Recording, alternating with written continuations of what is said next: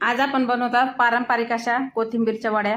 तर इथे मी 1 ते 1.5 गड्डे अशी कोथिंबीरची घेतलेली आहे आणि ती स्वच्छ अशी साफ करून स्वच्छ पाण्याने धुवून आपण कोरडी करून घेतलेली आहे. आणि त्याच्यात टाकलेलं आहे बेसन 1 ते 2 वाट्या आणि आपले हिरवी मिरची, लसूण मिरची याचं मिश्रण टाकलेलं आहे आणि तीळ टाकलेले आहेत.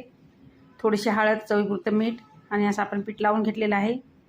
आणि आपण पीठ लावल्याच्या नंतर त्याचे असे रोल करून किंवा अशा हाताने रोल करून पण तुम्ही ठेवू शकता.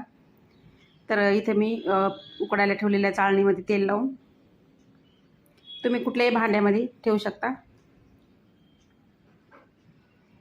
इथे बघा आपले रोल चांगले असे शिजून घेतलेले आहेत मी. आणि थंड झाल्याच्या नंतर आपल्याला कट करायचे.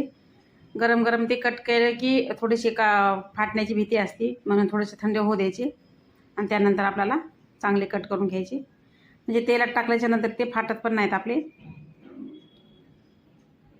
एकदम मस्त झालेत बघा. आळू वड्या आपल्या कोथिंबीरच्या वड्या एकदम मस्त छान झालेल्या आहेत. आणि थोडंसं तेल आपण गरम करायला ठेवलेलं होतं आधीच.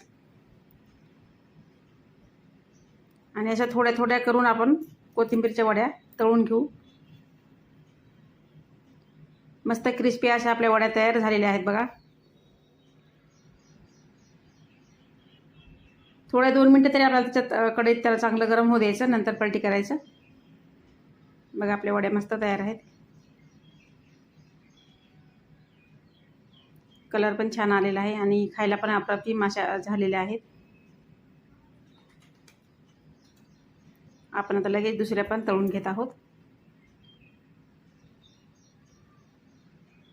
तर माझ्या मुलांना खूप खूप आवडतात कोथिंबीरच्या वड्या. तुम्हाला पण आवडल्या असतील तर एक लाईक नक्की करा. तुमच्या मित्रमैत्रिणींना नक्की शेअर करा. Bye bye.